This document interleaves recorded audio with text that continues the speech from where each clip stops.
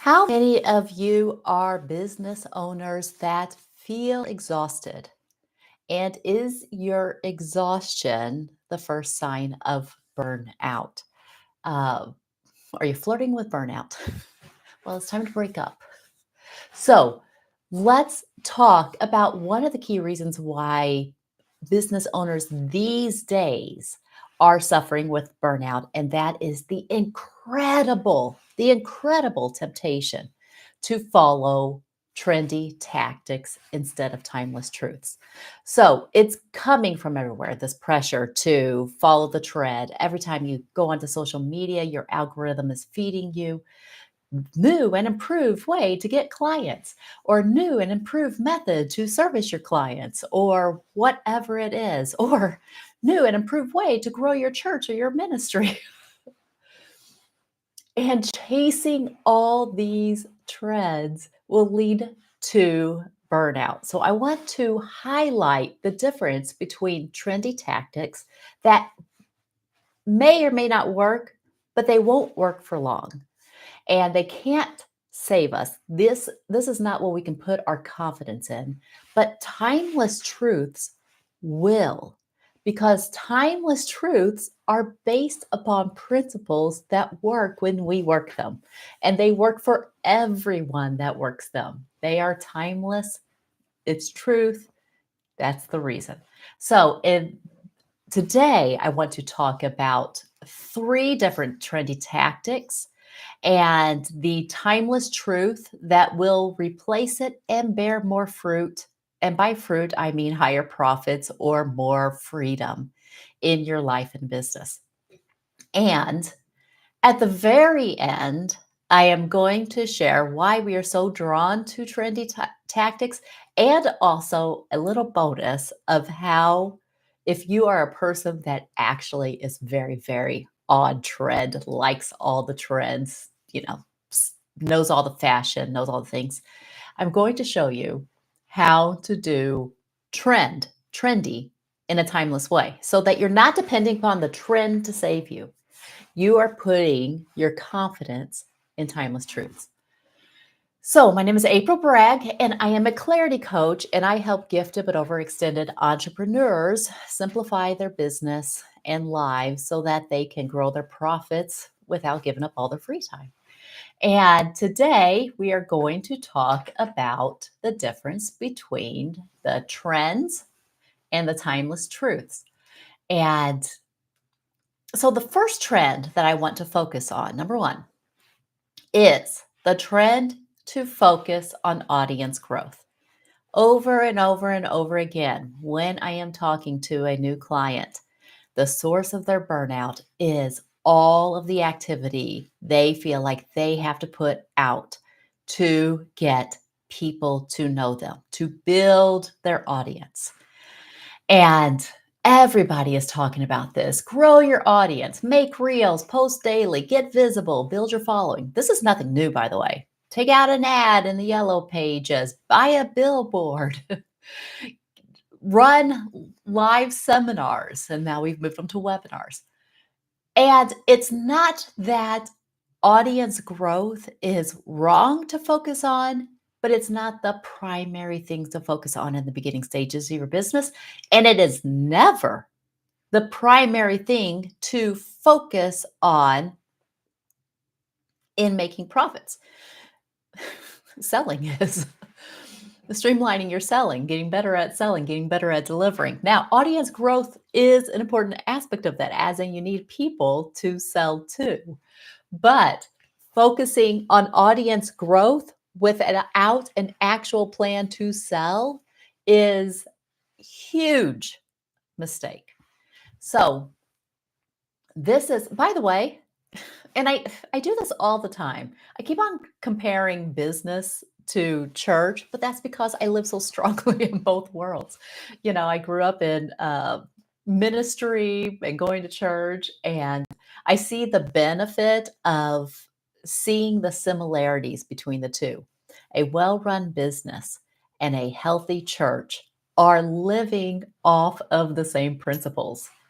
And a dying business and a dying church are ignoring the exact same principles.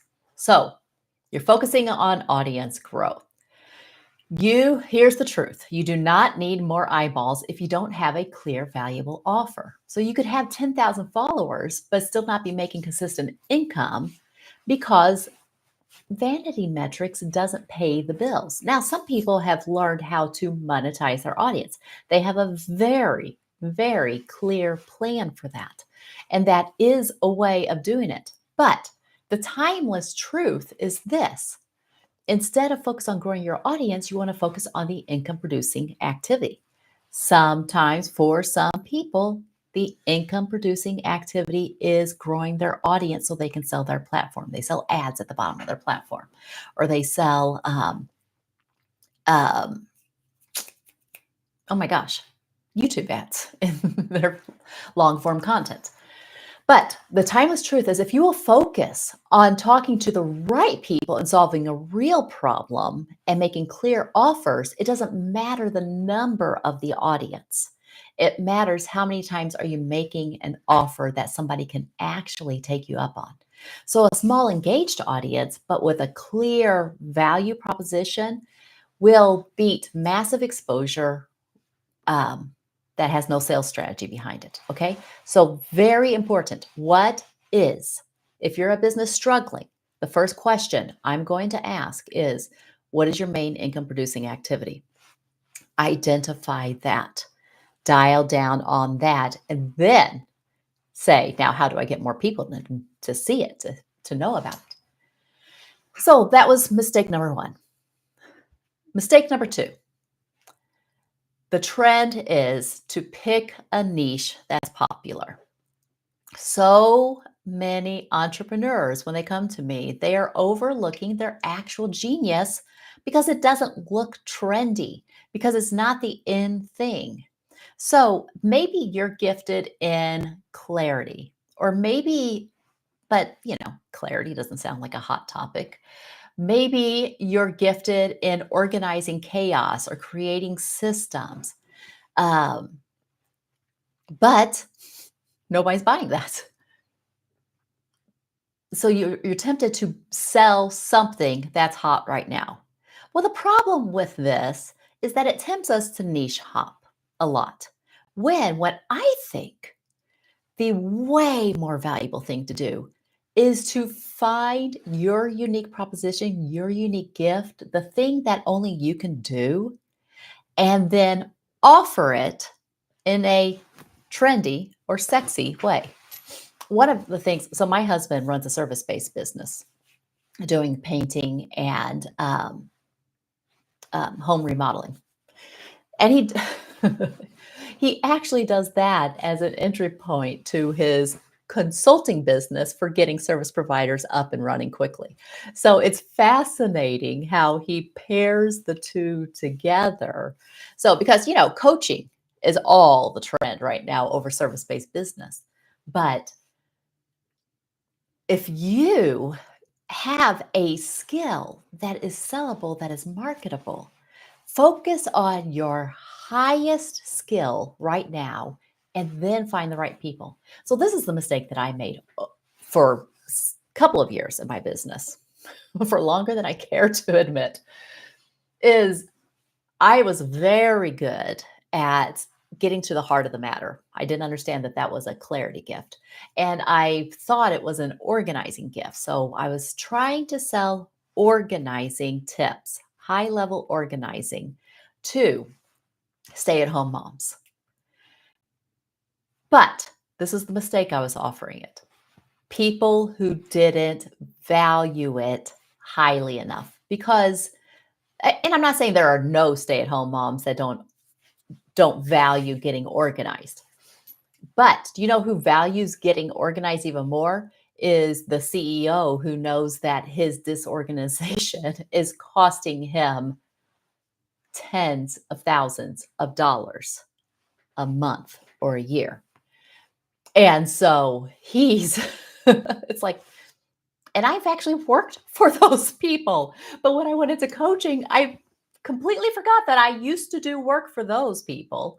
And I'm like, well, I'm a stay-at-home mom and I'm organized and I love being organized. So I will then offer that to other stay-at-home moms. And stay-at-home moms weren't looking for that, not nearly to the extent. They weren't valuing it to the extent. And so when I finally realized, oh, wait, I don't need to change what I'm offering. I just need to talk to a different person who values it more. That was huge. So don't look for the hot niche. Offer the gift you already carry, but offer it to a better, higher version of the people than maybe you're offering it to right now. The problem isn't your gift. The problem is where you're offering it. So when I started offering high value solutions to people who were willing to pay high value um, for their problems, because it was worth more to them, then that is what made my business way more profitable. So the time is truth. Don't abandon your gift, but do refine your message. Upgrade your audience. You don't need a large one, but you do need an audience that's looking for solutions right now. And then trust that the things that were put in you, the unique skills, believe that they're there. So many times, this is the work that I do with clients, is highlighting for them, oh no, you're missing. You've been overlooking your unique value proposition, the thing that you have to offer, because it's so easy to you. You think everybody's like it. And I'm like, I can't do that. I wouldn't even know how. I'd have to pay somebody to do that. So many times, the reason we are not selling our highest value offer is because we're blind to it. It's too easy for us. So we don't even recognize that it's a skill that people would pay good money for. And that might be the best thing that you could ever discover in your life. That might be one of the most valuable pieces of personal wisdom that you ever discover, is finding out what your unique value proposition is, that only you can offer, because it was put in you in a unique way. It was developed in you through unique past experiences, by overcoming a problem. And so when you can really hone in on that, then you can speak to other people about the pain and the payoff so much stronger, because it's coming from your lived experience. And that becomes the powerful messaging that nobody else can replicate, because they can't speak to the passion that you have for solving this problem, because they didn't go through the pain that you went in solving this problem. So that's mistake number 2, picking a hot niche instead of picking the timeless niche that only you can offer in your unique, special way. And then the third mistake is this: giving everything away for free. Just keep serving, just give value, just help people so that they know they can help you, so that they can then pay you. The mistake that people are making here is hoping that other people will recognize and value their help more than they're valuing it themselves. It takes courage and, commitment to practice, and certainty that you can actually help somebody, to then offer to help them in integrity for dollars. And I've seen so many people struggle with this. And so they want to offload that on their audience. Oh, just pay what you want. Or if it helps, just tell somebody else. And they're hoping that the person will say, no, no, no, it's really helpful. What can I pay you? Learn how to sell. If this is the thing that's holding you up, learn how to sell. If you need help figuring out how to do it, or getting clarity around this, book a clarity call. But it's true that one of the best ways that you can build trust in a potential client is by giving them a sample of your offering for free. My husband does it all the time in his service-based business. I do it all the time in mine. That is what the clarity call is. So when you do that, it becomes really, really easy to sell, as long as you do make an offer on the back end of that. Oftentimes, the end of my offer looks like they're like, what would it look like to work with you? And I'm like, it looks like this, but with compounded results because I work through a system. So, I just showed you where this bottleneck is. But imagine if we went systematically through your whole business or sometimes through the aspects of your life that are slowing down your business. And we just dive deep and create a sustainable system that is an outpouring of your gifts and your unique abilities. It works from your strengths instead of your weaknesses. So you can give it away for free, but giving it away for free is not the answer. Giving it away for free is a trendy tactic that has to be used in a timeless way. So, the timeless truth is this: learning to sell clearly, confidently, compassionately, even is one of the greatest acts of stewardship that you can develop to grow your business. So, people value what they pay for. This has been proven over and over and over again. And when they pay, they show up differently. If they are a person that pays for help, even when they show up for your free stuff, they show up differently. Why? Because they're already valuing their time more than their money. And that is just about the baseline definition of a good client, somebody who values their time more than their money. Even my husband in his service-based business, he's working on this gorgeous bathroom remodel right now. So gorgeous.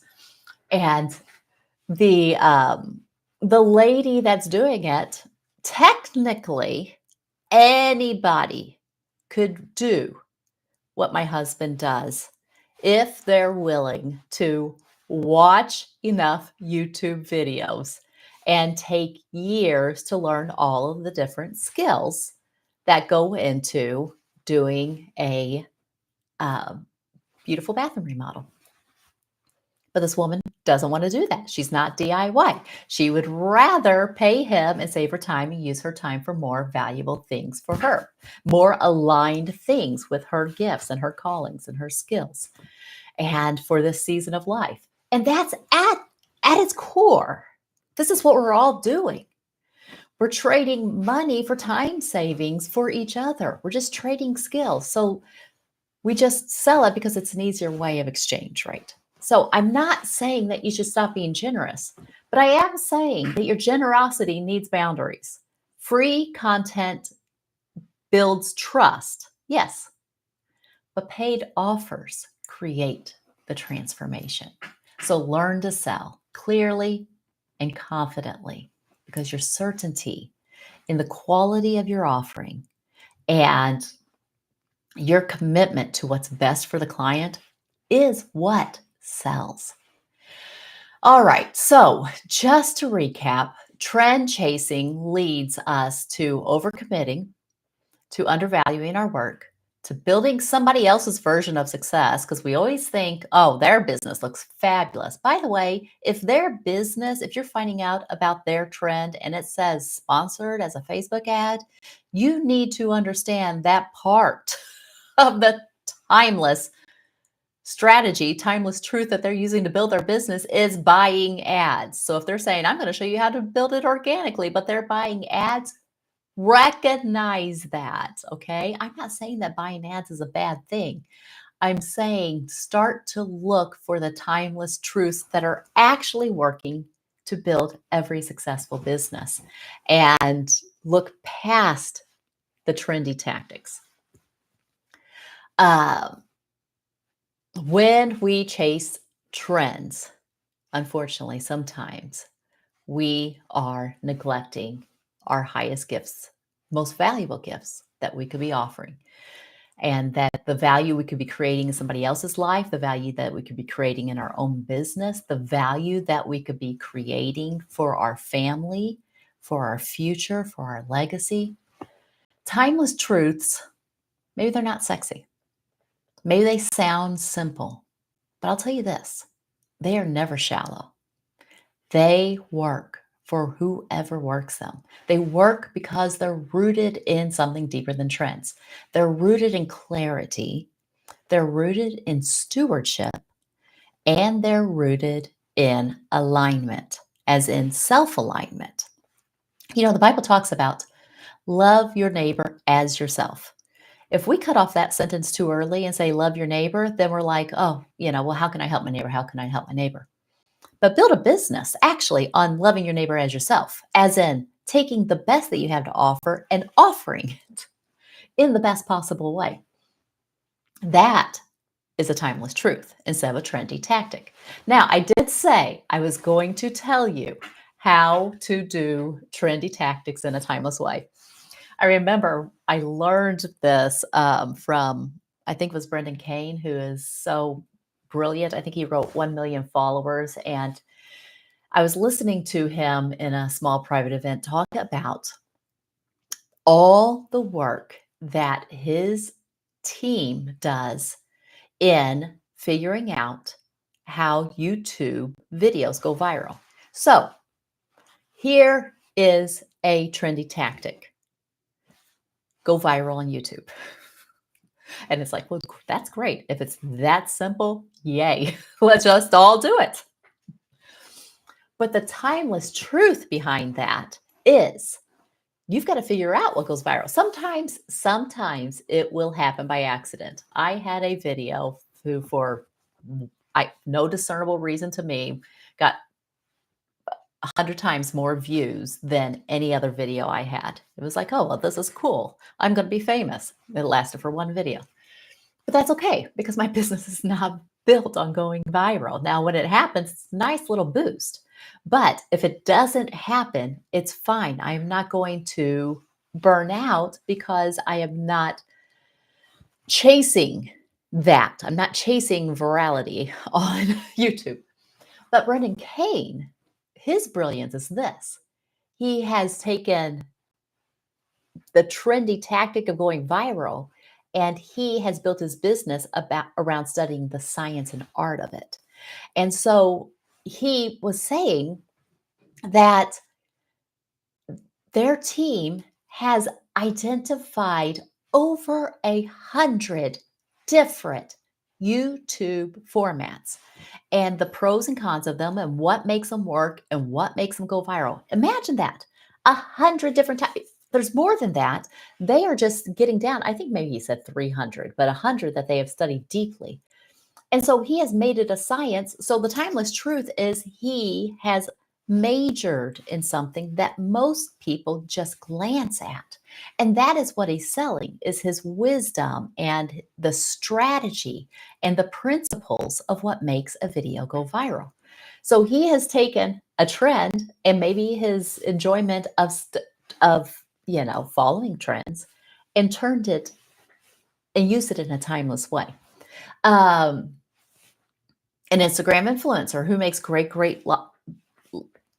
amounts of money. I cannot even imagine this being this person. If you'll notice my outfit, I am wearing, like, these earrings are 4 or 5 years old. I think the jacket is 4 or 5 years old.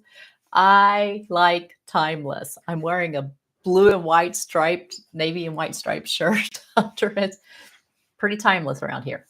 But I am fascinated by the Instagram influencers, the women who are fascinated and they can identify trends quickly, but they do the same thing over and over and over again.